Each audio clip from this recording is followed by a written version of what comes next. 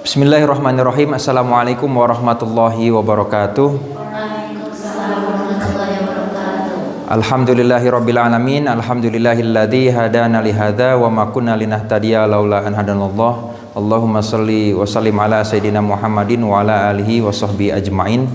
Alhamdulillah, sahabat-sahabat Sajarah Thayyibah, pada kesempatan kali ini kita akan menyaksikan penampilan dari santri yang akan menunjukkan kemampuan mereka dalam berpidato. Hal ini diselenggarakan tidak lain tujuannya adalah untuk meningkatkan budaya literasi yang ada di kalangan santri pondok pesantren Sajarah Thayyibah. Tentunya dengan perlombaan ini kita akan melihat bagaimana santri nanti menunjukkan mentalitas mereka dalam berpidato dan juga akan menunjukkan bagaimana mereka bisa berkomunikasi, menyampaikan materi yang telah mereka persiapkan. Untuk itu tidak panjang lebar dan untuk mempersingkat waktu, kita akan panggilkan peserta yang pertama dari kelompok Hayatuz Zahra. Waktu dan tempat kami persilahkan. Pulang dari pondok naik pesawat, turunnya di Jawa Barat. Jawablah salam dengan semangat jika engkau umat Nabi Muhammad. Assalamualaikum warahmatullahi wabarakatuh. Waalaikumsalam warahmatullahi wabarakatuh. Alhamdulillahilladzi ja'alana ahraran ba'da an kunna 'abidan muhanan. Asyhadu an la ilaha illallah wahdahu la syarika lah. Ilahuna ya'lamu ma nahnu 'alaihi min asrarina wa niyyatina. Wa asyhadu anna Muhammadan 'abduhu wa rasuluh, sayyiduna wa maulana wa syafi'una. Allahumma fashalli wa sallim wa barik ala sayyidina Muhammadin wa ala alihi wa ashabihi sabiqina lana wa qadatina, amma ba'du. Qala Allah ta'ala fil Qur'anil Karim wa huwa asdaqul qailin. A'udzu billahi minasy syaithanir rajim. Yanfiru khifafan wa thiqalan wajahidu bi amwalikum wa anfusikum fi sabilillah. Dzalikum khairul lakum in kuntum ta'lamun. Al-ayah. Sadaqallahu adzim wa sadaqan nabiyul karim wa nahnu ala dzalika minasy syahidin wasyakirin. Walhamdulillahi rabbil alamin. Bapak Ibu Dewan Juri yang kami hormati, para guru, ustaz dan ustazah yang kami hormati, serta teman-teman sekalian yang kami cintai dan banggakan. Puji serta rasa syukur kita panjatkan atas kehadiran Allah Subhanahu wa taala yang telah memberikan beribu-ribu kenikmatan, yakni salah satunya nikmat iman, nikmat Islam dan nikmat kemerdekaan. Sehingga dengan nikmat itulah kita menjadi masyarakat yang merdeka, berdaulat dan bersatu dalam suasana aman dan tentram. Dan semoga dengan pertemuan kita kali ini mendapatkan limpahan ridha Allah Subhanahu wa taala dan barokahnya. Amin ya rabbal alamin. Ummati wa Rasulullah ilan nasi kafatan wa akhirul anbiya wa imamur rasul. Salawat dan salam tetap tercurah limpahkan kepada baginda alam yang Allah utus sebagai rahmat bagi semua umat, yang telah mengubah zaman kita dari zaman jahiliyah ke zaman Islamiyah, dari zaman kegelapan ke zaman cahaya, dari zaman kakek-kakek main golok ke zaman nenek-nenek main TikTok. Yani habibana wa nabiyana wa rasulana wa maulana Muhammad sallallahu alaihi wasallam. Tak lupa pula kepada istri-istrinya, keluarga-keluarganya, sahabat-sahabatnya, para tabi'in-tabi'atnya, semoga kita termasuk di dalamnya. Amin ya rabbal alamin. Para hadirin yang berbahagia, perlu diketahui, berdirinya kami di sini bukan untuk berpuisi, apalagi bernyanyi-nyanyi, tapi berdirinya kami di sini untuk berpidato sebagaimana Pak Bung Karno dengan judul Perjuangan Kemerdekaan Indonesia.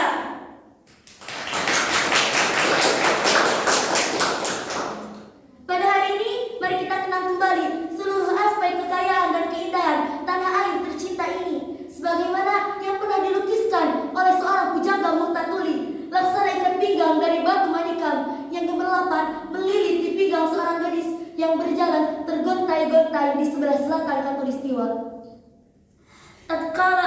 Indonesia mencetuskan proklamasi 17 Agustus 1945.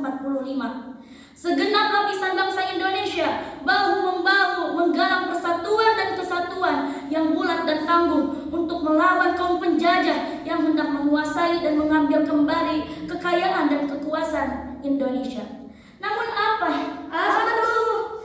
Bangsa Indonesia tidak sedikit pun tampak ambisi mementingkan diri sendiri. Seluruh bangsa Indonesia berjihad mematikan kalimat Allahu Akbar. Merdeka atau mati, hidup mulia atau mati syahid, Sir wala tatif. وكذلك اجتهادا بلاد الإندونيسي للاستقلال الحقيقي بروح الإسلام من الله العزيز باجتهاد لهدم الأعداء الظالمين لرجاء مرضات الله. وقال الله تعالى: أعوذ بالله من الشيطان الرجيم وجاهدوا بأموالكم وأنفسكم في سبيل الله. Para hadirin sekalian yang Allah muliakan, perlu kita ingat tahapan perjuangan kemerdekaan Indonesia, yaitu mulai dari generasi peretas yang berjuang pada permulaan abad dan pertengahan abad. Boleh diibaratkan laksana meretas hutan belukar, yang di dalamnya itu bukan saja dipenuhi oleh duri-duri, tapi juga dihuni oleh binatang-binatang buas seperti singa, harimau, ular, dan lain sebagainya. Perjuangan itu terjadi di seluruh Nusantara, namun bersifat sporadis, bertebaran di sana sini. salah. Baik di Jawa, Maluku, Kalimantan, Bali, dan lain-lain. Perjuangan para pejuang pada saat berjihad dan berjuang melawan penjajah dijiwai oleh spirit dan jihad Islam untuk melawan penjajah demi kemerdekaan bangsa dan negaranya. Tidak sedikit para tentara, pasukan ulama dan rakyat yang telah mengorbankan jiwa dan hartanya. Begitu pula kekuatan-kekuatan lainnya.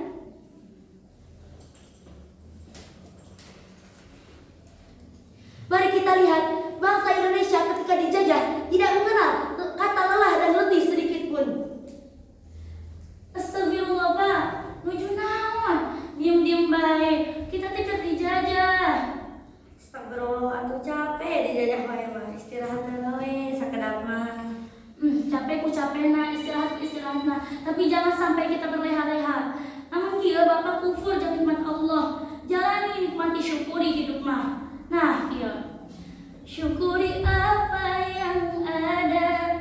Hidup adalah anugerah. Tetap lewati hidup ini dan lakukan yang terbaik. Ingat, hidup mah kudu melakukan yang terbaik. Semangat, bersyukur dengan apa yang Allah berikan. Ayo, kita berjuang. Nah, iya Pak, semangatnya. Jadi saya resep. Ingat tak? Ratusan rintangan yang menghadang, ribuan cobaan yang menerpa. Bertahanlah engkau dan selalu bertahan dari semua cobaan. Dan seperti pasukan Hizbullaton, Sabilillah, kiai dan para santri juga yang lainnya, yang semuanya sebagai wadah rakyat Indonesia dalam rangka mempermudah komando jihad melawan penjajah dengan semangat pekikan takbir. Allahu Akbar, Allahu Akbar, Allahu Akbar.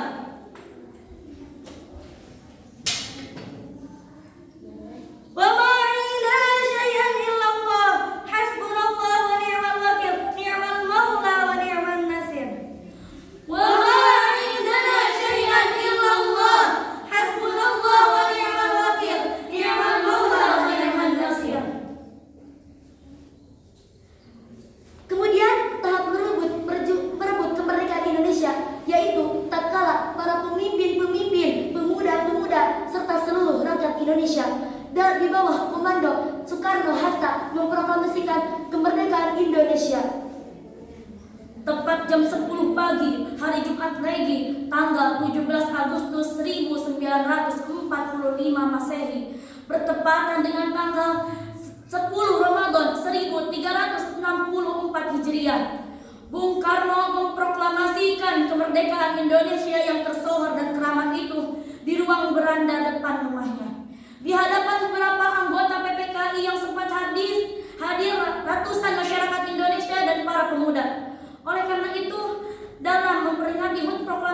kemerdekaan Indonesia ditandai oleh detik-detik kemerdekaan. Dari keinginan luhur bangsa Indonesia disertai semangat juang dan jihad melawan penjajah supaya menjadi bangsa yang bebas, maka berkat rahmat Allah yang Maha Kuasa, rakyat Indonesia menyatakan kemerdekaannya sebagai salah satu nikmat Allah yang tak ternilai harganya dan wajib kita syukuri. Para hadirin yang berbahagia, Dengan nikmat kemerdekaan hampir setengah tahun abadnya, kita sebagai bangsa Indonesia harus mengisinya dengan membangun bangsa dan negara seperti yang berlangsung dewasa ini, yang kini telah memasuki pelita ke-79 tahun kemerdekaan.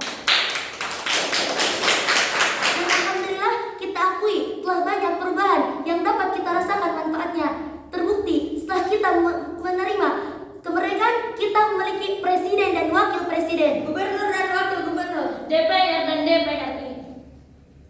Walhamdulillah aydan ayudana ukaramu yakadu fi kullil baladi wal qaryati walana ta'iratun wa qadarna bina al-abna'a wal mustashfa wa makan al-ibadati wat tarbiyati wal funduqi wal ma'had al-islamiyati wa ghayra dhalik li ay shay' طبعا لاحتياج المجتمع أليس كذلك؟ bala. Ringkasannya, berkat kemerdekaan ini kita bisa merasakan perubahan dan pembangunan yang menyenangkan dan menggembirakan sehingga dapat mengantarkan kita ke masa baru ini, dan semua hasil-hasil itu kini kita dapat nikmati dan rasakan. Berkat nikmat kemerdekaan yang wajib kita syukuri. Betul. Wa amma bi ni'mati rabbika fahaddits. إذن حي بنا نشكر نعمة استقلالا حاصل هذه الأبناء كي الله يجنبنا من البلاء والوباء والعذاب الله، وكي الله أيضا يزداد نعمته إلينا. وقال الله تعالى في القرآن الكريم: بسم الله الرحمن الرحيم لئن شكرتم لأزيدنكم ولئن كفرتم إن عذابي لشديد. Nah teman-teman, bagaimana sih cara kita mensyukuri nikmat yang telah Allah berikan kepada kita? Contoh kecilnya saja, kita sebagai pemuda dan pelajar di zaman sekarang, jangan sampai ketika waktunya bekerja malah berleha-leha. Iya. Ketika waktunya sekolah malah main goyah. Iya. Ketika waktunya ngaji malah nyanyi-nyanyi. Iya. Rugi dong. Bagaimana negara kita akan maju dan berkembang jika pemuda dan pelajar di zaman sekarang seperti itu? Oleh karena itu, mari kita syukuri nikmat kemerdekaan dari Allah Subhanahu wa taala dan hasil para perjuangan para syuhada kita dengan cara membangun negara yang berkembang. Siap dan melakukan ibadah dari Allah yang Maha Esa demi tercapainya negara yang adil dan makmur. Baldatut thayyibun wa rabbun ghafur.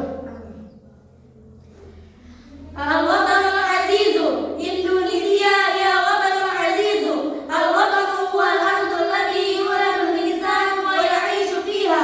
Uhibbuha hubba abi wa ummi.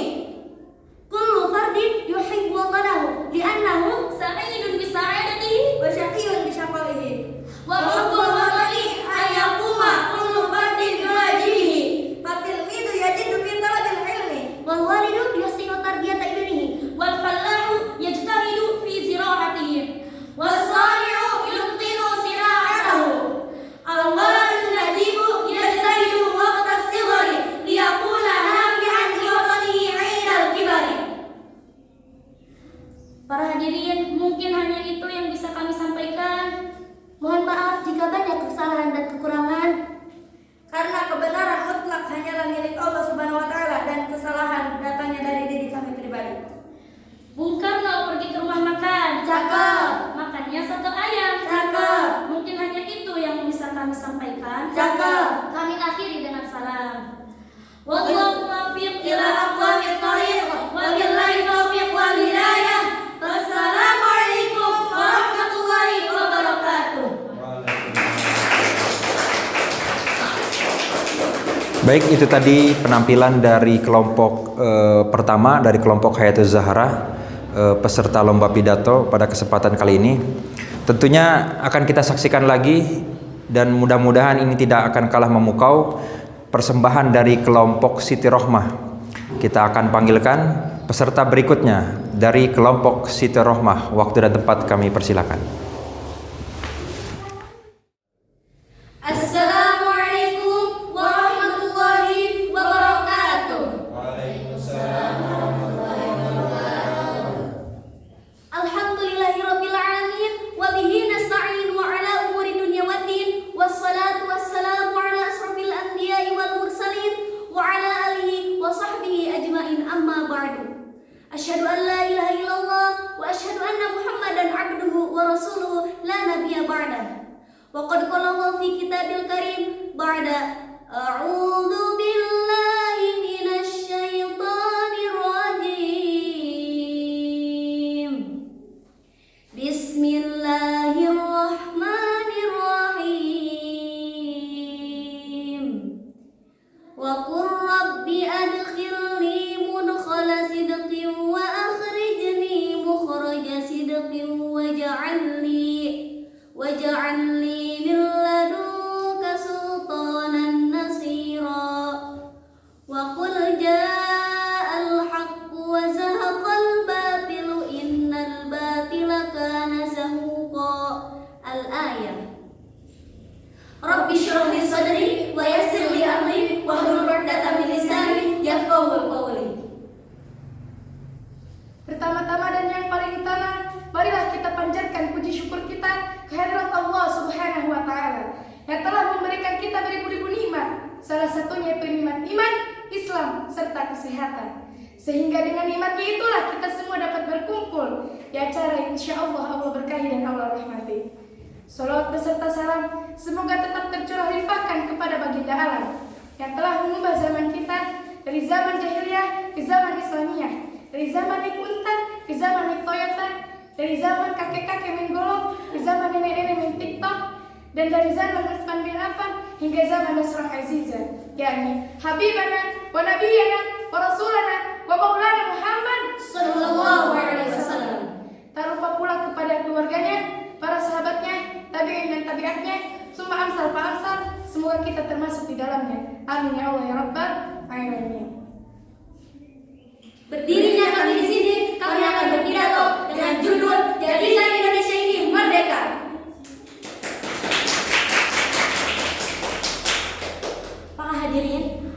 Para hadirin sekalian, apabila kita membahas tentang kemerdekaan Indonesia, tentu kita semua sudah tahu bahwa negeri kita ini sudah merdeka. Tapi kami di sini berpikir negeri kita ini belum sepenuhnya merdeka. Mengapa? Banyak kita ketahui di negara kita banyak anak tidak sekolah dan tidak berpendidikan. Bahkan masih banyak daerah di negeri kita yang belum memiliki hak fasilitas mereka untuk belajar. Mengapa hal seperti ini bisa terjadi? Na'am, li'anna katsiran minna ya'rifu annahu laysa kullu atfali fi Indonesia yahsuluna ala haqqihim fi ta'allum. Katsiran minhum laysu fil madrasah wa ghairu muta'allimina fil luqur'. La yazal hunaka al-'adid minal munataqi fi balahina allati laysa laha haqqun fi marafiqiha lidirasah. Falimada yumkinu an yahdutha syai'an kahadha ya akhi? Yakhtassu bi rahmatihi man yasha wallahu dzul fadlil 'azim. Al-ayah. Para hadirin sekalian yang kami hormati, apa sih kemerdekaan sesungguhnya itu? Kemerdekaan yang kami maksud di sini adalah kemerdekaan bangsa kita. Indonesia harus bangkit dari kebodohan. Kita sebagai generasi penerus bangsa harus menyejahterakan bangsa ini. Kita tidak bisa diam saja. Kita ini adalah calon-calon penerus bangsa dan harapan bangsa yang akan berjuang demi masa depan negara yang cerah. Dan kita juga adalah harapan Islam yang akan berjuang demi ajaran Islam esok. Kita yang akan melindungi generasi muda dari pengaruh budaya barat yang merusak. Dan kita juga yang akan menjadi pemimpin di masa selanjutnya. Para hadirin sekalian, hal yang patut kita sayangkan memang di tengah hegemoni aksi globalisasi, kita ini mengalami krisis tradisi keilmuan. Faktanya, banyak generasi muda yang diharapkan menjadi penerus bangsa dan cahaya bangsa yang kurang antusias dalam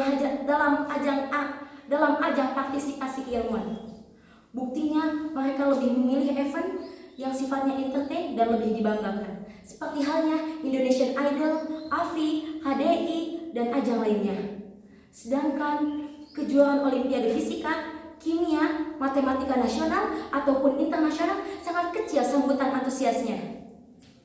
Ayuhal ikhwah, qad qila inna syababa raja'ul ummah li'annahu sayuhulluna mahalla abaihim fi yaumil qadimah liyakunu ru'ama'a wa amara'a. Wa qad 'alimna ma qala Syekh Syuyuki fi syi'rihi inna fi yadi syubbanu amaral ummah wa fi iqdamiha hayataha fa in salahu salahat syu'unahuma wa in kharabu kharabat syu'unahuma. Wa qad 'alimna aidan fi kitabil mutala'ah Indonesia ya watanul aziz al-watanu hiya al-ardul lati yuladul insan wa ya'ishu fiha uhibbuha hubba abi wa ummi kullu fardin yuhibbu watanahu li'annahu sa'idun bi sa'adatihi wa syaqiyun bi syaqaihi. Maka dari itu, apabila kita mengenang perjuangan nenek moyang kita dahulu untuk memperjuangkan kemerdekaan ini sangatlah susah. Mereka disiksa, mereka diperlakukan layaknya binatang di negara mereka sendiri. Indonesia dijajah selama 350 tahun oleh Belanda dan 3 tahun oleh Jepang. Rakyat Indonesia dibunuh, dibombardir oleh para penjajah. Namun, rakyat Indonesia bisa digerakkan sedemikian luas, meskipun dilarang dan dirintangi oleh ancaman dan kekerasan para penjajah. Maka mulailah berputar roda perjuangan revolusi Pancasila 17 Agustus 1945 untuk semakin lama semakin teguh dan perkasa dengan penuh keyakinan dan kesederhanaan, merdeka atau mati. Allahu Akbar, Allahu Akbar, Allahu Akbar. Ayuhal asdiqa, al-istiqlalu al-haqiqiyu laisa hakadha. Lakin al-istiqlalu al-haqiqiyu wa istiqlalu ta'limi lil ummah wal istiqlalu iktisadi lil ummah. Yajibu an nanhadu Indonesia minal jahli. Nahnu kajilin qadimin minal ummah. Yajibu an naqdiya ala mufsidina wa naj'alu ummatan muzdahirah. Para hadirin sekalian yang kami hormati, maka dari itu patut kita syukuri atas izin Allah dan atas perjuangan nenek moyang kita dahulu yang rela mati demi bangsa ini merdeka. Maka kita para generasi muda harus melanjutkan kembali perjuangan nenek moyang kita dengan cara melestarikan kebudayaan dan keragaman suku dengan segala perbedaannya. Dan kita sebagai para pelajar harus menghidupkan kembali tradisi keilmuan kita dan kita hidupkan kembali Indonesia dengan anak bangsa yang cerdas dan terdidik. Oleh karena itu, sangat tepat bila bangsa Indonesia memiliki semboyan Bhinneka Tunggal Ika, keragaman suku bangsa. Indonesia merupakan anugerah Tuhan Yang Maha Esa dan tidak perlu mempersoalkan tentang perbedaannya. Semangat yang harus dikobarkan terus adalah bekerja keras secara bersama-sama untuk membangun Indonesia yang lebih maju lagi. Kita lahirkan kembali bangsa ini menjadi bangsa yang kaya raya akan keilmuannya dan kaya raya akan keragamannya. Sebuah jaket berlumur darah oleh Taufik Ismail. Sebuah jaket berlumur darah. Kami semua telah menatapmu, telah pergi duka yang abu dalam kepedihan bertahun-tahun. Sebuah sungai membatasi kita di bawah terik matahari Jakarta. Antara kebebasan dan penindasan, berlapis senjata dan sampur baja.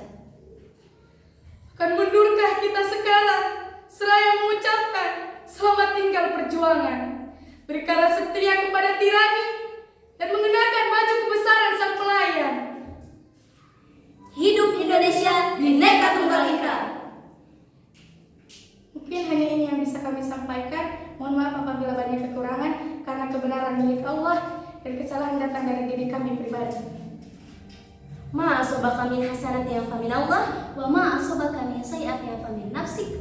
Al-haqqu min rabbik Fala takunanna minal mumtarin. Wabillahi taufiq wal hidayah. Wassalamualaikum warahmatullahi wabarakatuh.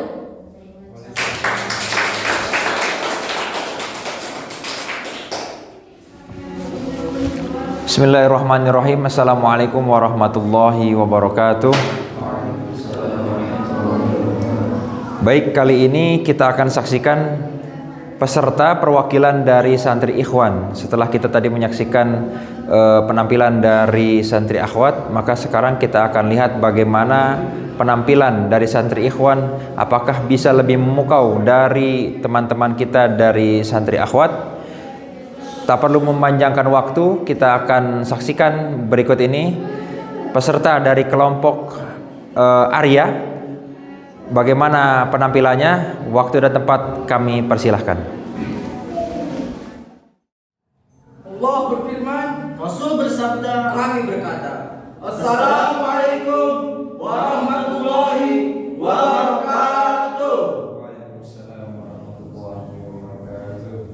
Alhamdulillahirabbil alamin wa bihi nasta'inu ala umuri dunya waddin wassalatu wassalamu ala asyrafil anbiya'i wal mursalin wa ala alihi wa sahbihi ajmain amma ba'd.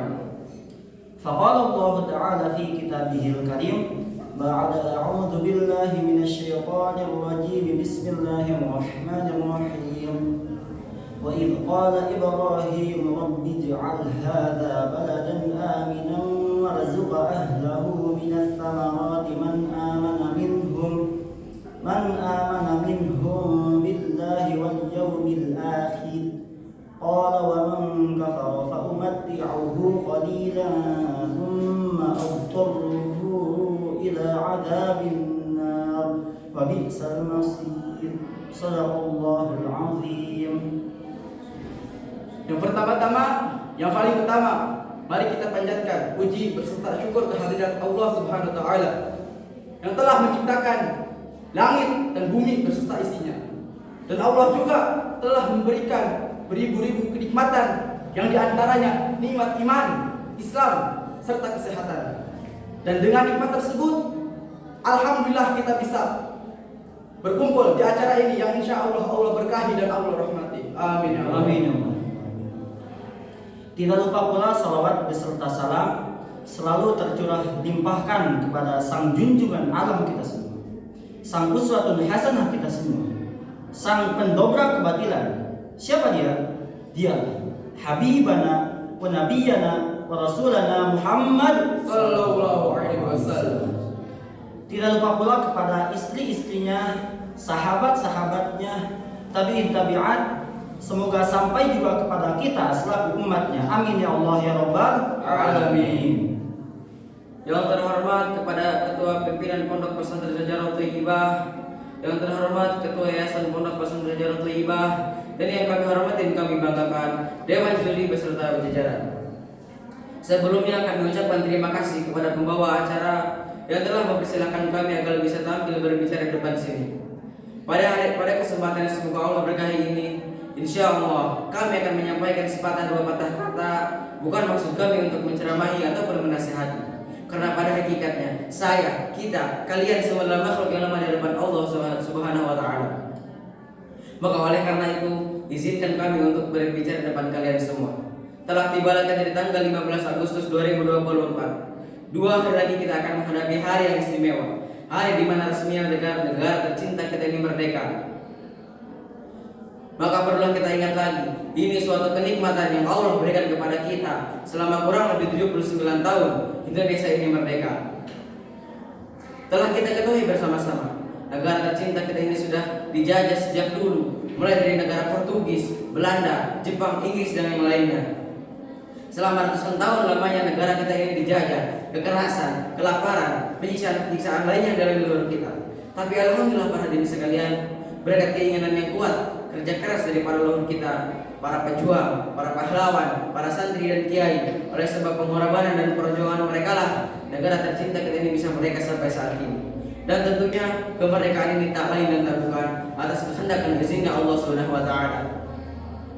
Pada hari yang cerah ini, tema yang kami akan sampaikan berkenaan dengan hari kemerdekaan. Maka tema yang kami akan sampaikan, apa itu hakikat kemerdekaan? Mungkin dari kita banyak yang bertanya-tanya, apa sih kemerdekaan itu? Telah kita ketahui bersama-sama, negara tercinta kita ini telah resmi merdeka pada tanggal 17 Agustus 1945. Negara kita ini sudah terlepas dari belenggu-belenggu penjajah.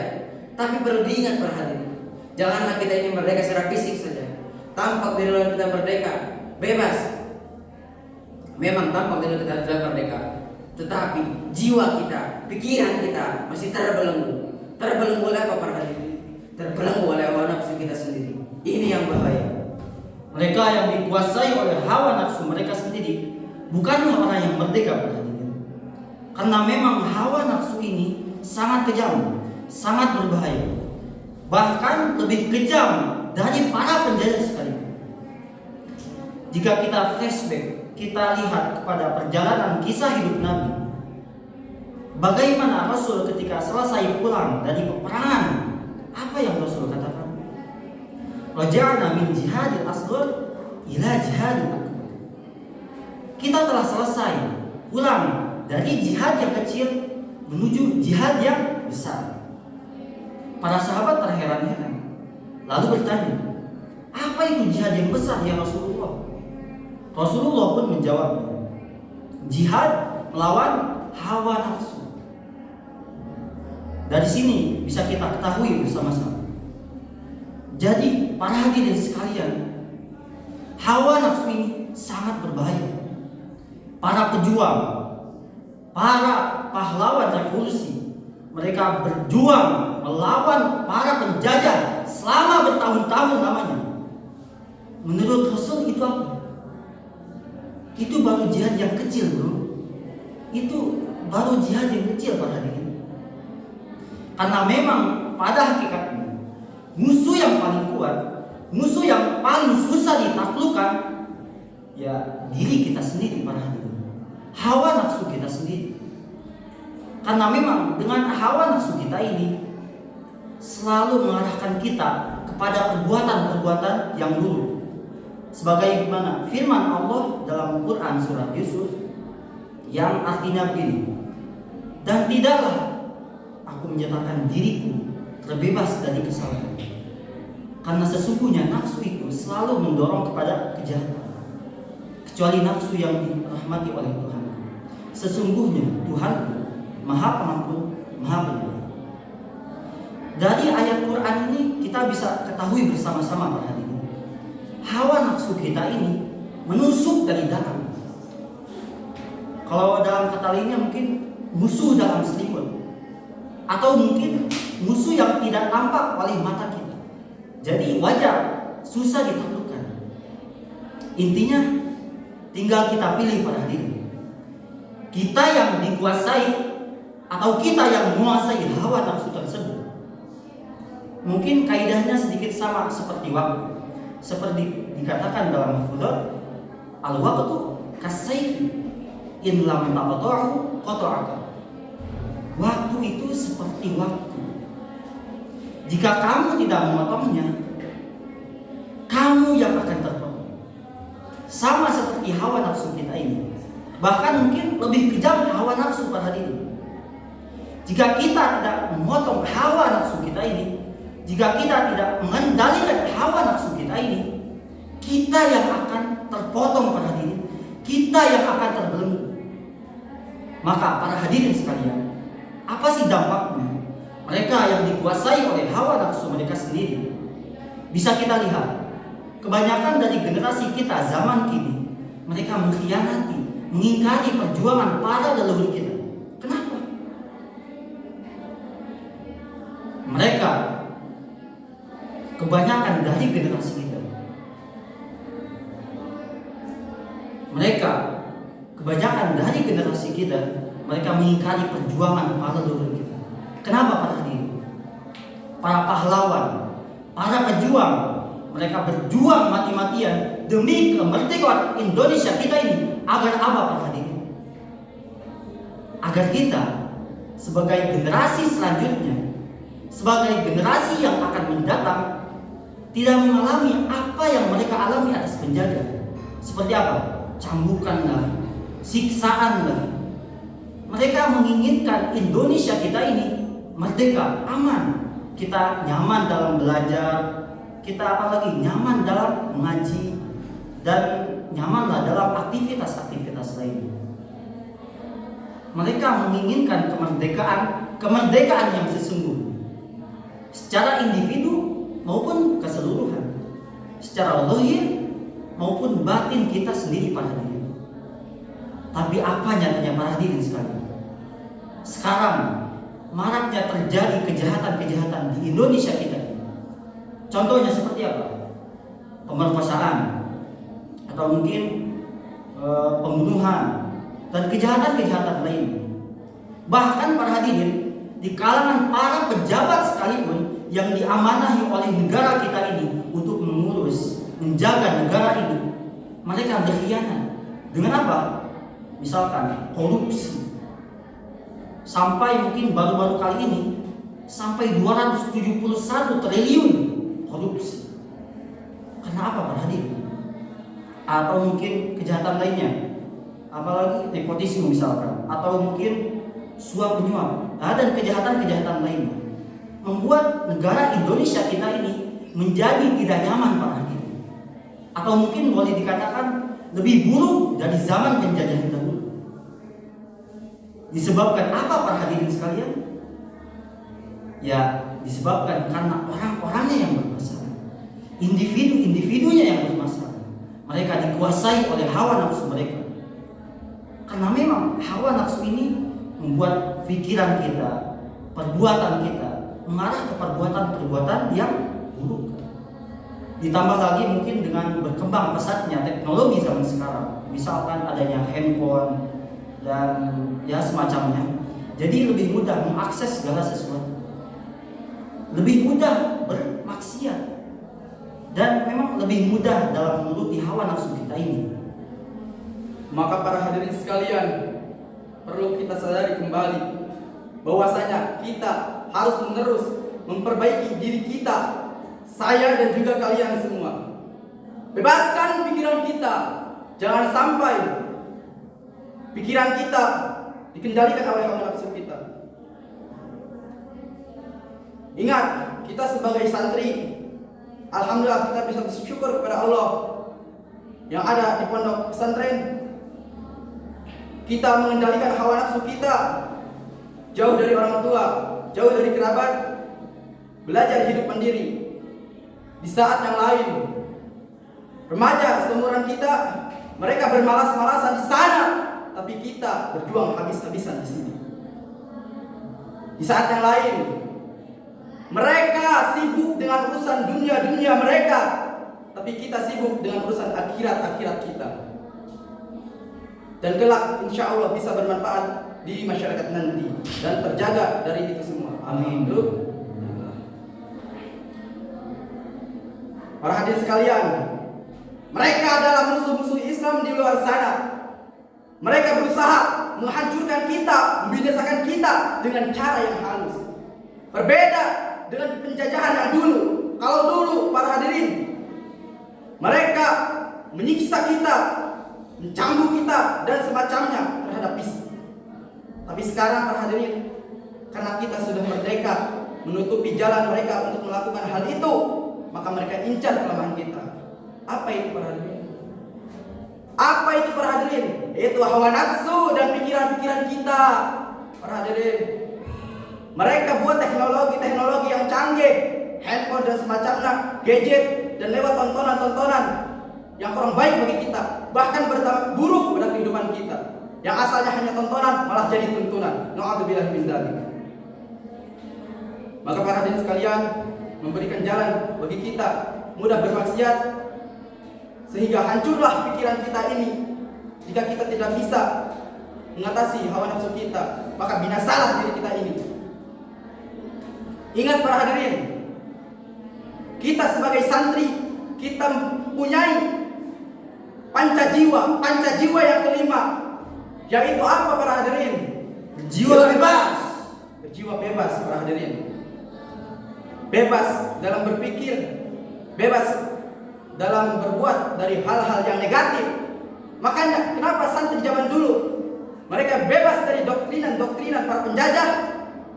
Maka para hadirin sekalian, saya katakan sekali lagi, merdeka untuk diri kita ini, merdeka untuk Indonesia tercinta kita ini. Takbir, Allahu Akbar, sallu ala nabiyina Muhammad sallallahu alaihi. Ayuhal ikhwan, falazimun alaina an nujbiru anfusana hadha. Nahnu fil a'mali salihat ayu ibadatin naf'alu kama qad ukhbira fil Qur'an wa qad qila fi hadithi Rasulillah sallallahu alaihi wasallam. Wa bihadhihi al-a'mal mithlu madha as-salat aw as-siyam aw az-zakah wa ghayruha بهذه الأعمال إن شاء الله سبب لنا لنكون فائزين على النفس ونتناول الفتوح عليها قليلا فقليلا. وبهذا الاستقرار في بلاد إندونيسيا لازم أن يكون علامتنا أننا فائزون على كل حال. أيها الإخوة، الاستباط أو الخلاصة من هذه الرسالة إذا لا تدعوا نفسنا أهلكا، فيجب علينا أن نقدس أعمالنا فكرنا وقلوبنا أيضا. ما أردنا شيئا إلا الإصلاح في أنفسنا، فبذلك إن شاء الله رضي الله عنا ونكون إنسانا صالحا، إنسانا ناجحا، إنسانا نافعا للدين ولهذا البلاد الإندونيسية. ونسأل الله أن يأتي الاستقلال على إخواننا في فلسطين كما قد شعرنا الآن. هذه فقط منا، وفي كلامنا هناك خطأ فيأتي منا، وفي كلامنا هناك الحق فيأتي من الله تعالى وحده. Akhirul kalam, wassalamualaikum warahmatullahi wabarakatuh. Baik, setelah kita simak dan dengarkan tadi penampilan dari teman-teman kita santri ikhwan kelompok Arya Yudhistira, maka selanjutnya kita akan dengarkan pula kali ini penampilan pidato akan disampaikan oleh seorang santri, seorang diri yang bernama Rizki. Maka tidak memperpanjang waktu, kita panggilkan teman kita, saudara kita Rizki. Waktu dan tempat kami persilahkan. Assalamualaikum warahmatullahi wabarakatuh. Waalaikumsalam warahmatullahi wabarakatuh. Alhamdulillahirabbil alamin wa bihi nasta'in wa ala umuri dunya waddin. Wassalatu wassalamu ala asyrafil anbiya'i wal mursalin wa ala alihi wa sahbihi ajma'in. Amma ba'du. Para hadirin yang saya hormati, pimpinan Pondok Pesantren Syajarah Thayyibah, yang saya hormati Ketua Yayasan Pondok Pesantren Syajarah Thayyibah Al-Ajizi, yang saya hormati para dewan juri beserta jajarannya, para santriwan dan santriwati yang saya cintai dan yang saya banggakan. Pertama-tama marilah kita panjatkan rasa puja dan puji syukur kita kehadirat Allah Subhanahu wa taala yang telah memberikan beribu-ribu kenikmatan, berjuta-juta kenikmatan, di antaranya nikmat Islam, nikmat iman, dan juga nikmat sehat. Atas ketiga nikmat itulah kita bisa berkumpul di tempat dan insya Allah dimuliakan oleh Allah Subhanahu wa taala. Amin amin ya rabbal alamin. Salawat serta salam semoga selalu tercurahkan kepada junjungan Allah baginda besar Habibana wa Nabiyana wa Rasulana wa Maulana Muhammad sallallahu alaihi wasallam. Tidak lupa juga kepada istri-istrinya, para sahabat-sahabatnya, para tabi'in-tabi'atnya, dan semoga kita termasuk kepada umatnya. Amin amin ya rabbal alamin.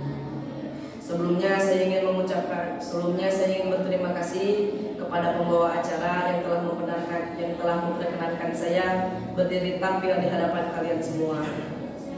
Berdirinya saya di sini, saya tidak bermaksud sedikit pun menceramahi ataupun menasihati kalian semua. Karena pada hakikatnya kita semua sama di hadapan Allah Subhanahu wa taala. Yang membedakan kita hanyalah ketakwaan kita kepadanya. Saya akan bercerita sedikit tentang 10 tanda-tanda besar hari kiamat menurut ilmu pengetahuan dan Al-Qur'an. Tahukah kalian apakah hari kiamat itu? Allah Subhanahu wa taala berfirman di dalam surat Al-Qaryah ayat 3 sampai ayat 9. A'udzu billahi minasy syaithanir rajim. Bismillahirrahmanirrahim. Wa ma adraka mal qari'ah. Yauma yakunun nasu kal farashil mabthuth wa takunal jibalu kal 'ihdil manfush. Fa amma man thaqulat mawazinuhu fa huwa fi 'ishatin radiyah. Wa amma man khaffat mawazinuhu fa ummuhu hawiyah. Shadaqallahul azim. Artinya, dan tahukah kalian apakah hari kiamat itu? Pada hari itu manusia seperti laron yang berterbangan, gunung-gunung seperti bulu yang dihambur-hamburkan. Dan adapun orang yang berat timbangan kebaikannya, maka dia berada dalam kehidupan yang memuaskan. Dan adapun orang yang ringan timbangan kebaikannya, maka tempat kembalinya adalah neraka hawiyah. Na'udzubillahi min dzalik. Sebelumnya perlu diketahui terlebih dahulu, neraka hari kiamat terbagi menjadi dua, kiamat sugro dan kiamat kubro. Kiamat sugro adalah kiamat kecil, seperti halnya gunung meletus, tsunami, longsor, gempa bumi, dan masih banyak yang lainnya. Yang kedua, kiamat kubro. Kiamat kubro adalah kiamat besar, hari yang dijanjikan oleh Allah Subhanahu wa taala dari beribu-ribu tahun yang lalu, dan disitulah perbuatan kita dipertanggungjawabkan. Baik itu amal buruk ataupun amal baik, baik itu besar ataupun kecil. Allah Subhanahu wa taala berfirman di dalam surat Al-Zalzalah ayat 7 sampai ayat 8. A'udzu billahi minasyaitonir rajim. Bismillahirrahmanirrahim. Faman ya'mal mithqala dzarratin khairan yarah, wa man ya'mal mithqala dzarratin syarran yarah. Subhanallahul azim. Artinya, maka barang siapa berbuat kebaikan sekecil zarrah, niscaya dia akan melihat balasannya. Dan barang siapa melakukan keburukan, melakukan kejahatan sebesar zarrah, niscaya dia akan melihatnya. Tahukah kalian apakah itu zarrah? Zarrah adalah benda terkecil dan ringan di muka bumi ini. Tanda-tanda besar hari kiamat ada 10.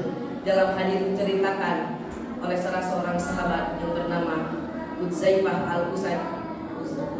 Udzaifah bin Usaid al-Ghafari. Ia berkata, Rasulullah Shallallahu Alaihi Wasallam mendatangi kami. Pada waktu itu kami sedang merenung. Lalu Rasulullah Shallallahu Alaihi Wasallam bertanya, apakah yang kalian renungkan? Lalu kami menjawab, kami sedang memikirkan hari kiamat. Lalu Rasulullah Shallallahu Alaihi Wasallam bersabda, tidak akan terjadi semua itu kecuali kamu semua melihat 10 tanda-tanda. Yang pertama, munculnya asap. Yang kedua, datangnya Imam Mahdi. Yang ketiga, turunnya Nabi Isa alaihi salam. Yang keempat, keluarnya Dajjal. Yang kelima, keluarnya hewan-hewan bumi. Yang keenam, keluarnya Yajuj dan Majuj. Yang ketujuh, datangnya angin dari negeri Yaman. Yang kedelapan, terbitnya matahari di ufuk barat. Yang kesembilan, terjadinya 3 gerhana bulan. Yang ke-10, keluarnya api dari negeri Yaman yang mengiring manusia ke tempat berkumpulnya. Mungkinkah asap akan keluar dan menyelubungi bumi kita? Hal ini yang masuk akal. Berdasarkan hadis Nabi Shallallahu Alaihi Wasallam, bumi kita akan diselubungi asap. Hal ini yang mungkin terjadi dan masuk akal. Profesor Geno berpendapat bahwasanya matahari akan kehabisan bahan bakarnya, tetapi sebelum bahan bakarnya habis akan terjadi panas yang sangat tinggi suhunya. Apabila ini terjadi, maka planet-planet lain akan mengalami kelainan-kelainan daripada biasanya, dan bumi kita akan mengalami perubahan cuaca yang sangat panas. Apabila itu terjadi, maka air di laut akan cepat menjadi uap, dan bumi kita diselubungi oleh uap. Seperti yang kalian ketahui, uap juga seperti asap. Dan kalau bukan itu penyebabnya, mungkin dari penyebab-penyebab yang lain, seperti misalnya keluarnya gas-gas dari dalam bumi dalam jumlah yang banyak, ataupun dari semburan gunung-gunung. Ciri-ciri kiamat yang kedua ialah datangnya Imam Mahdi. Imam Mahdi akan keluar di akhir zaman. Ia akan meluruskan kembali agama Islam. Nama Imam Mahdi mirip seperti Rasulullah Shallallahu Alaihi Wasallam, yakni Muhammad bin Abdullah. Dan mukanya pun mirip seperti Rasulullah Shallallahu Alaihi Wasallam. Ciri-ciri kiamat yang ketiga adalah turunnya Nabi Isa alaihi salam. Berdasarkan hadis Nabi Shallallahu Alaihi Wasallam, Nabi Isa akan berada di bumi untuk yang kedua kalinya, tetapi bukan menyebarkan agama Nasrani apalagi Kristen yang tidak dikenalnya semasa hidupnya. Semata-mata hanya ingin membenarkan agama Islam dan meluruskannya kembali, dan tidak membenarkan selain daripada itu. Ciri-ciri kiamat yang keempat yaitu keluarnya Dajjal. Dajjal adalah dari sekian banyak makhluk misterius yang suka dipecahkan artinya dalam ilmu pengetahuan. Dajjal adalah musuh bagi kaum muslimin. Dia menganiaya orang-orang beriman, memaksa manusia untuk menjadi pengikutnya. Apabila tidak mau, maka dibunuh olehnya.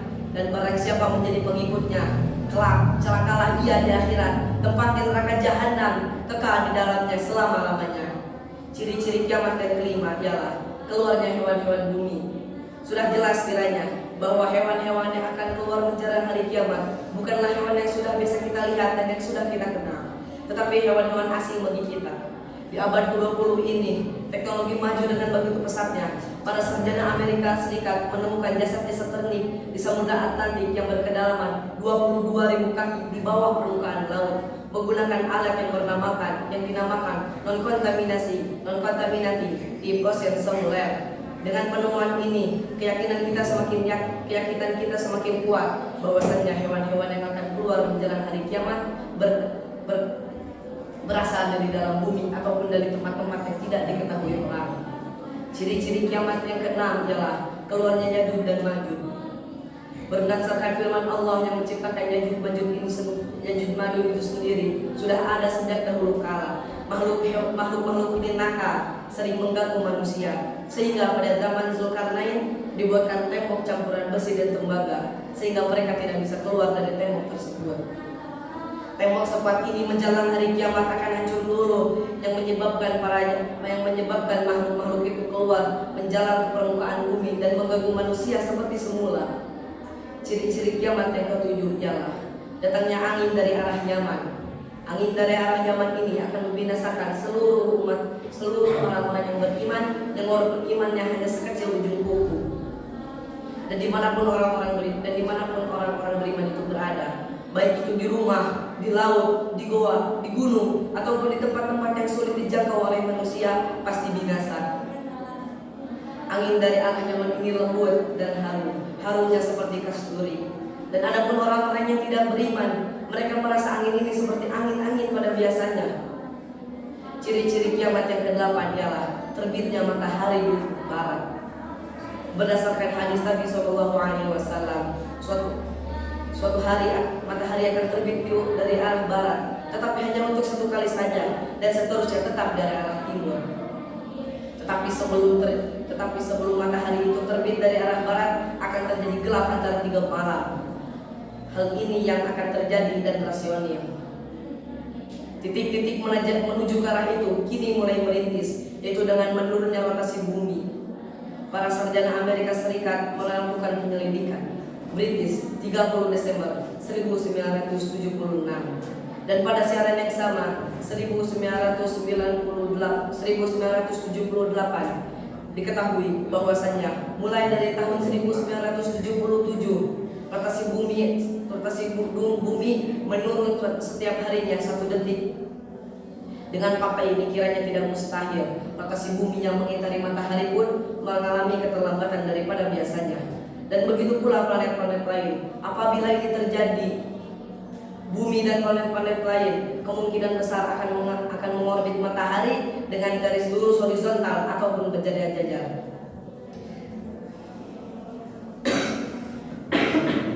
Sekalipun nanti salah satunya akan mendahuluinya. Jadi pada waktu bumi dan planet-planet lain mengitari matahari dalam berjajar-jajar, maka planet-planet yang berada di belakangnya tidak terkena sinar matahari karena terhalang oleh planet-planet yang berada di depannya. Sampai salah satunya melewatinya.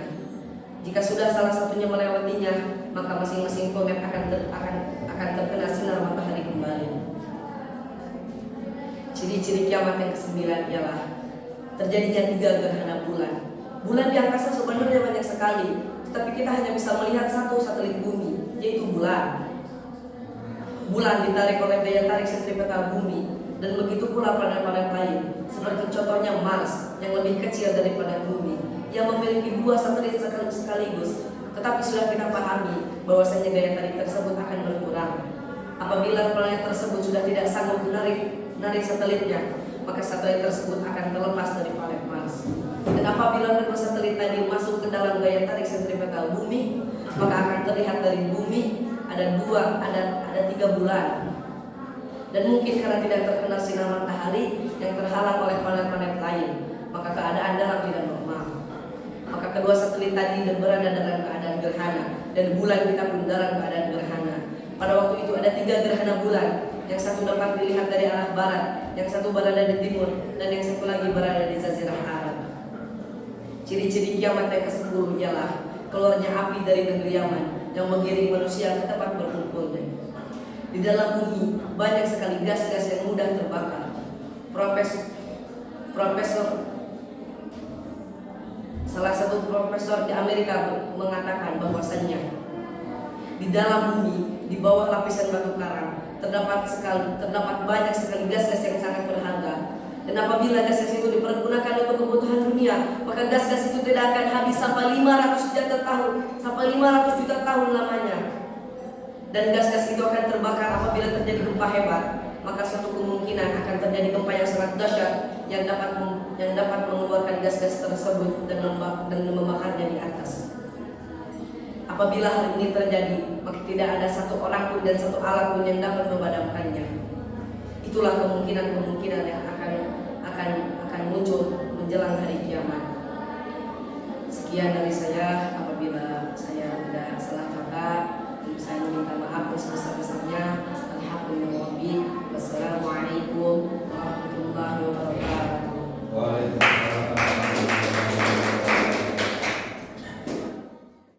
Baik, mari kita saksikan penampilan peserta santri berikutnya dari Ananda Rizal Ardiansyah. Waktu dan tempat kami persilahkan. Assalamualaikum warahmatullahi wabarakatuh. Alhamdulillahilladzi hadana li hadza wa ma kunna linahtadi aula an hadana Allah.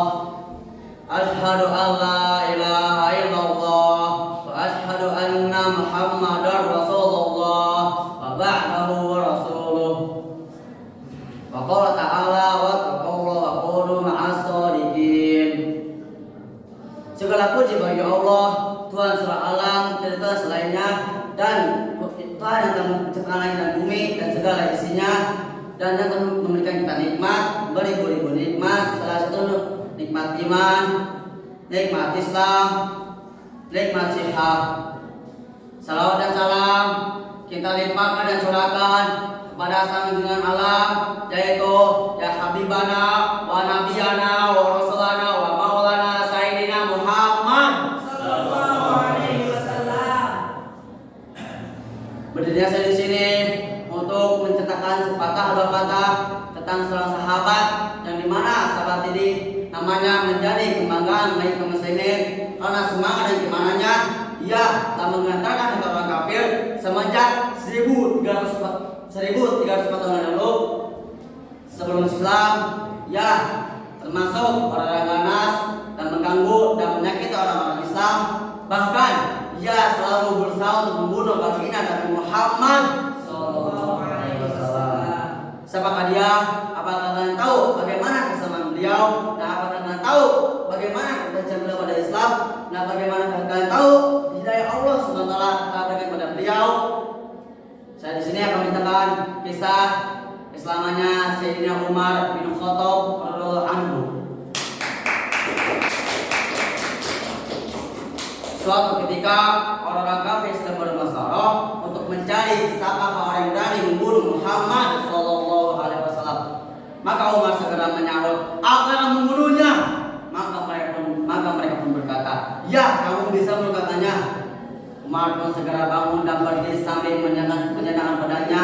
Di tengah perjalanan, dia bertemu dengan seorang sahabat dari kabilah Zurah yang bernama Sayyidina Sa'ad bin Abi Waqqas radhiyallahu anhu. Lewat lain mengatakan nama lain.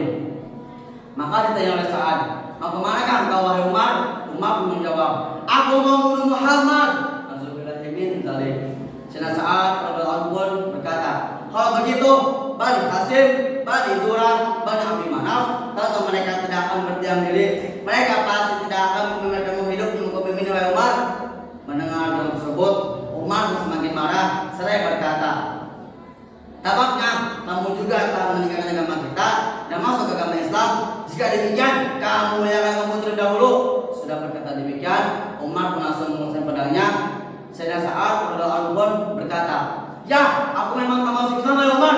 Yakub langsung mengusap pedangnya. Ketika keduanya hendak menahan pedangnya, sesaat Rasulullah pun berkata, wahai Umar, terlebih dahulu telah kabar tentang keluargamu, saudara penumpangmu dan adipanmu telah masuk Islam. Mendengar dengan tersebut, Umar terus semakin marah dan pergi meninggalkan Sa'ad bin Waqqas dan langsung menuju ke rumah saudara Umar. Di sanalah Senang Khabab radhiyallahu anhu yang sedang mengajar Al-Quran kepada saudara Umar dan suaminya dalam keadaan pintu terkunci. Tiba-tiba Umar datang dan berteriak agar dibuka pintunya. Mendengar Umar, Senang Khabab radhiyallahu anhu pun segera bersembunyi ke dalam sehingga lembaran ayat-ayat Al-Quran tertinggal di luar. Kemudian dibukalah pintunya. Apa yang terjadi? Saudara perempuannya Umar langsung memukuli saudara perempuannya dengan benda sesuatu di tangannya sampai membuat kepalanya berdarah dan seraya berkata, kamu tak menjadi musuh dirimu sendiri, kamu tak mengikuti membunuh itu. Selanjutnya Umar masuk ke dalam rumah dan berkata, sedang apa kalian dan suara siapakah yang mendengar tadi? Adik Panut pun jawab, kami sedang mengobrol biasa saja. Umar pun berkata, apakah kamu telah meninggalkan agamamu dan masuk ke agama Islam? Adik Panut pun menjawab, bagaimana kalau agama Islam itu benar? Umar dia tanpa mengatakan jawab satu kata pun dan langsung menarik tengok adipannya dan menjatuhkannya ke tanah. Kemudian dia memukuli saudara perempuannya. Ketika saudara perempuannya hendak memisahkan keduanya, Umar malah menampak saudara perempuannya. Saking kerasnya mengalir darah di bagian wajah. Saudara perempuan pun menjadi kesakitan dan saya berkata, wahai Umar, apakah kami dipukuli hanya karena kamu Islam? Memang kami tak mau Islam ya Umar. Apa saja yang kau lakukan kepada kami, lakukanlah. Kami akan bertanya tunggu pada Islam ya Umar. Setelah berkata demikian, tiba-tiba mata Umar tertuju kepada lembaran ayat-ayat Al-Quran. Emosinya mulai berendah. Dia pun mulai merasa malu terhadap sikapnya yang telah membuat saudara perempuannya sedikit lupa dan seraya berkata, baiklah, tunjukkanlah kepadaku apakah ini. Saudara perempuan menjawab, kamu tidak suci. Lembaran ini tidak boleh disentuh tangan yang suci. Umar mendesak, tapi saudara perempuan yang tetap enggak memberikannya sebelum dia mandi dan berwudu. Sudah mandi dan berwudu, Umar pun mengambil lembaran tersebut. Ternyata si lembaran tersebut adalah surat Toha. Umar membaca surat Toha sampai ke 11 yang artinya, a'udzu billahi minasyaitonir rajim. Bismillahirrahmanirrahim. Sungguh aku adalah Allah Tuhan selalam, tidak Tuhan selainku, maka sembahlah aku, mengingat sholat dan mengingatku. Sudah membaca tersebut, tiba-tiba Umar berubah dan saya berkata, baiklah, tunjukkanlah kepada aku, baiklah, pertemukanlah aku dengan Muhammad. Mendengar hal itu, Senang Khabab radhiyallahu anhu pun segera keluar dari pertemuannya dan saya berkata, wahai Umar, tak sampailah kepada aku membawa berita gembira untukmu. Sebelumnya di malam hari Kamis aku pernah mendengar baginda Rasulullah SAW berdoa, ya Allah, kuatkan Islam ya Allah, di mana saja yang kau sukai Allah, antara Umar bin Khattab atau Abu Jahal bin Hasim ya Allah, karena keduanya adalah perkasa, gagah, dan terhormat ya Allah. Maka dikatakan bahwa doa baginda Rasulullah SAW telah dikabulkan. Engkau yang pilih baginda Rasulullah SAW. Sehingga Umar pun dipertemukan dengan baginda Rasulullah SAW dan menyatakan syahadat di depan para sahabat Rasulullah. Mendengar itu, para sahabat pun bertakbir. Ketiga dua orang Quraisy yang masuk Islam. Yang pertama adalah Hamzah bin Abdul Muthalib, yang kedua Umar bin Khattab. Keduanya adalah orang perkasa, gagah, dan terhormat. Sekarang mereka ada panji-panji Islam. Mendengar Islamnya Umar bin Khattab, semangat orang kafir menurun. Namun demikian, jumlah kaum muslimin saat itu masih sedikit, sedangkan muslim mereka bukan saja orang bangsa Arab, namun seluruh jadwaliyah muslimnya dari Abdullah bin Mu'adz radhiyallahu anhu. Islamannya Sayyidina Umar bin Khattab merupakan kemenangan bagi kaum muslimin. Hijrahnya Umar bin Khattab merupakan pertolongan bagi kaum muslimin dan khalifahnya Umar bin Khattab merupakan rahmat bagi kaum muslimin. Sekian dari saya, maaf apabila ada kekurangan maupun tambahan kata. Tidak manusia yang tepatnya kepada masalah. Wassalamualaikum warahmatullahi wabarakatuh. Waalaikumsalam. Baik, kita akan beranjak kepada peserta selanjutnya, yaitu Muhammad Adha. Waktu dan tempat kami persilahkan. Assalamualaikum warahmatullahi wabarakatuh. Alhamdulillahi rabbil alamin, wa bihi nasta'in, wa ala umuri dunya waddin, wassalatu wassalamu ala asyrafil anbiya'i wal mursalin, wa ala alihi wa sahbihi ajmain. Amma ba'du. Alhamdulillah wa syukur ala ni'amillah. Pertama-tama yang paling utama, mari kita bersama-sama memanjatkan puji syukur kita kepada Allah Subhanahu wa taala yang telah memberikan beribu-ribu nikmat, yang diantaranya nikmat iman, nikmat Islam, dan nikmat sehat. Dan karena ketiga nikmat itu pula kita dapat berkumpul di tempat yang insya Allah dimuliakan Allah Subhanahu wa taala. Salawat serta salam semoga tercurah limpahkan kepada sang junjungan alam, yakni Habibana wa Nabiyana wa Rasulana wa Maulana Muhammad sallallahu alaihi wasallam, beserta keluarganya, para sahabatnya, dan semoga sampai juga kepada kita sebagai umatnya. Amin amin ya rabbal alamin. Pertama, saya ingin mengucapkan terima kasih kepada pembawa acara, guru-guru beserta Dewan Juri yang telah mempersilahkan saya untuk tampil di tempat ini. Berdirinya saya di sini, saya ingin menceritakan sedikit tentang mensifati ahli surga dan kenikmatannya. Diceritakan dalam satu hadis bahwa saya di belakang Syirat terdapat tanah lapang yang di dalamnya ada beberapa pohon.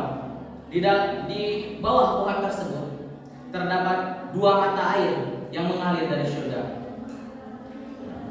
Orang-orang mukminin akan melewati Syirat ketika sudah bangkit dari kuburnya. Mereka akan berdiri untuk dihisab di bawah teriknya matahari. Setelah mereka membaca kitab mereka dan melewati api, maka mulailah mereka itu mendatangi tempat tanah lapang tersebut. Setelah sampai di tanah lapang tersebut, mereka akan meminum dari salah satu mata air yang ada di sana. Ketika air tersebut sudah sampai di dalam dadanya, maka keluarlah apa seluruh yang ada di dalam dadanya, seperti rasa hasud, iri hati, dan lain-lain. Dan ketika air tersebut sudah sampai di dalam perutnya, maka keluarlah apa yang ada di dalamnya, perkara yang menyakiti, perkara penyakit dan air kencing ataupun dan sebagainya. Maka sucilah zahir serta batin mereka. Dan setelah itu mereka akan mendatangi mata air yang lainnya. Lalu mereka mandi di dalamnya. Setelah mereka mandi, maka bersinarlah wajah mereka seperti layaknya bulan purnama. Diri mereka, hati mereka, dan jasad mereka akan berbau harum seperti misk. Lalu setelah itu, maka sampailah mereka di depan pintu surga. Setelah sampai mereka di pintu surga, mereka akan mengetuk pintu surga itu. Maka datanglah bidadari yang menyambut mereka dengan membawa beberapa piring di tangannya. Keluarlah bidadari itu untuk menyambut sang pemiliknya, seraya berkata, "Kaulah kekasihku, aku akan mencintaimu selamanya." Setelah itu, sang bidadari akan membawa pemiliknya ke dalam rumah. Dan diceritakan juga di dalam rumah terdapat 70 ranjang. Di dalam setiap ranjang terdapat 70 tikar, dan di dalam setiap tikar terdapat bidadari. Setiap bidadari memiliki 1000 pelayan, yang masing-masing pelayannya memegang piring dari emas, dan makanan yang ada di atas piring tersebut untuk suaminya, untuk suami bidadari tersebut. Dan bidadari, diceritakan bahwa bidadari itu memakai 70 pakaian yang terlihat sumsum betisnya karena tipis dan halusnya baju yang dikenakan bidadari. Rasulullah SAW bersabda bahwasanya pakaian surga itu berwarna putih dan berkilau. Di dalam surga tidak ada matahari, tidak ada malam, dan tidak ada tidur. Karena sesungguhnya tidur itu adalah saudaranya mati. Dan diceritakan juga bahwa surga itu memiliki 7 pagar yang diciptakan dari 7 perkara, yaitu dari perak, dari emas, zabarzan, mutiara, intan, yakut, dan juga nur atau cahaya. Dan jarak antara pagar dengan pagar lainnya yaitu 500 tahun perjalanan.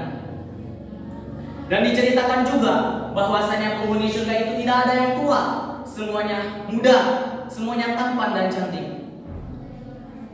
Dan bagi laki-laki, mereka mempunyai kumis berwarna hijau yang tipis dan berkilau, yang tidak terdapat pada wanita karena kumis tersebut untuk membedakan antara wanita dengan lelaki. Dan di dalam suatu hadis diceritakan bahwasanya penghuni surga itu memakai 70 pakaian, dan setiap pakaiannya itu berbeda warnanya. Dalam 1 jam, pakaian itu akan berganti dengan 70 warna pakaian lainnya. Dan wajah suaminya dapat terlihat pada wajah istrinya. Wajah istrinya dapat terlihat pada wajah suaminya. Lalu dari Abu Hurairah radhiyallahu anhu bersabda bahwasanya penghuni surga setiap harinya ditambah keelokannya, ditambah ketampanannya,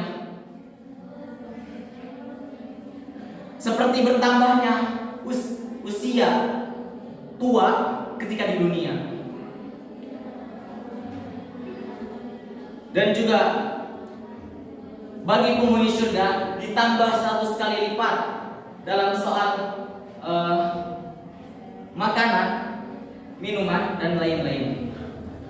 Dan dari Abu Hurairah radhiyallahu anhu dia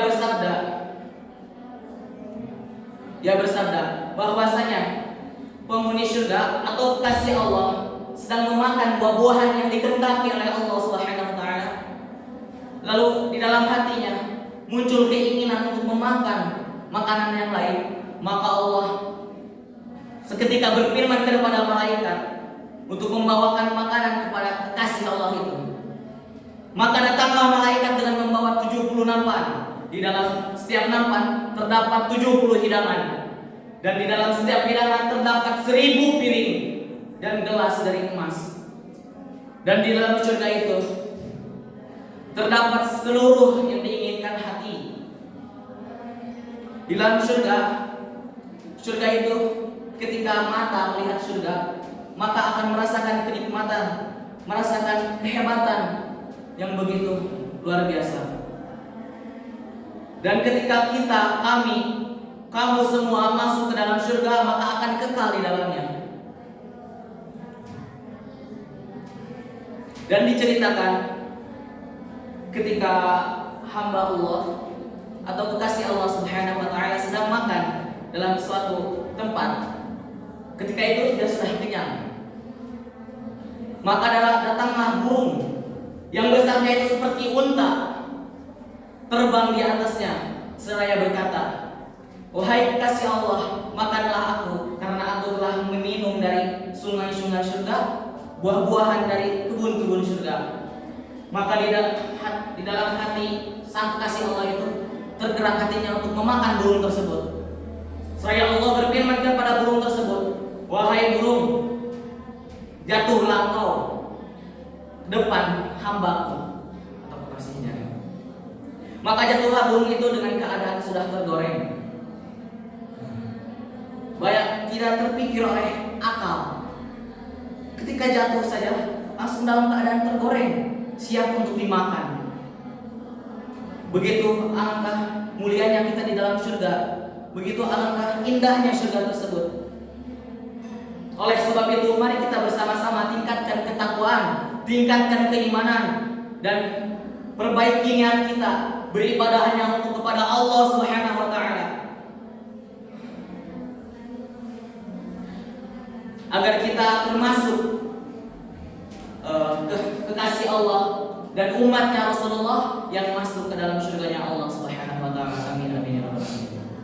Mungkin hanya sekian yang dapat saya sampaikan. Maaf jika ada salah kata atau salah dalam penyampaian, karena saya insan. Al-insanu makanul khata wa nisyan. Manusia itu tempatnya salah dan lupa.